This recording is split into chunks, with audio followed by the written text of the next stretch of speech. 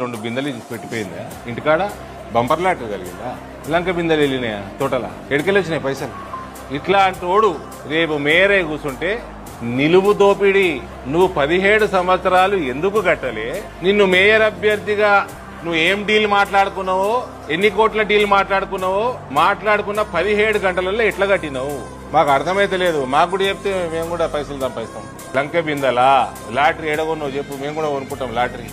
ప్రజల సొమ్ము ప్రజలకి కట్టనోడు, ఎగ్గొట్టేటోడు రేపు మేయర్ అయితే ఇక ఇందూరు మున్సిపాలిటీని ఆ శ్రీరాముడే కాపాడాలి. మళ్ళా ఇట్లాంటి వాళ్ళు మేయర్ పదవిలో కూర్చుంటే బహిరంగ దోపిడీ బాస్. మన ఇళ్లల్లో నల్లాల నీళ్లు కాదు, ఆయన కుర్చీలో కూర్చుంటే ఆయన ఇంట్లో నీళ్ళ పైసలు రాలుతాయి.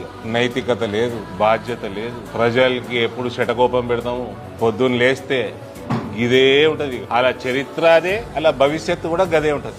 ఇటువంటి వాళ్ళని బ్యాలెట్ తోటి శిక్షించాలి. ప్రజాస్వామ్యం ఇచ్చిన ఆయుధమే మనకి బ్యాలెట్. ఇటువంటి వాళ్ళని డిపాజిట్ రావద్దు. 19వ డివిజన్ లో మాత్రం డిపాజిట్ ఇవ్వద్దు.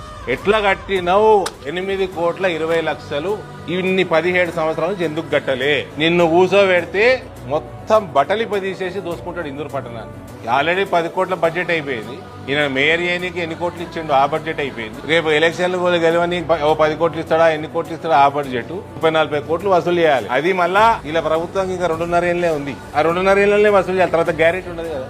అంటే ఏ రకమైన దోపిడీ ఇందూరు పట్టణానికి రాబోతుందో కాంగ్రెస్ కోటేస్తే జస్ట్ ఇమాజిన్ చేస్తుంది.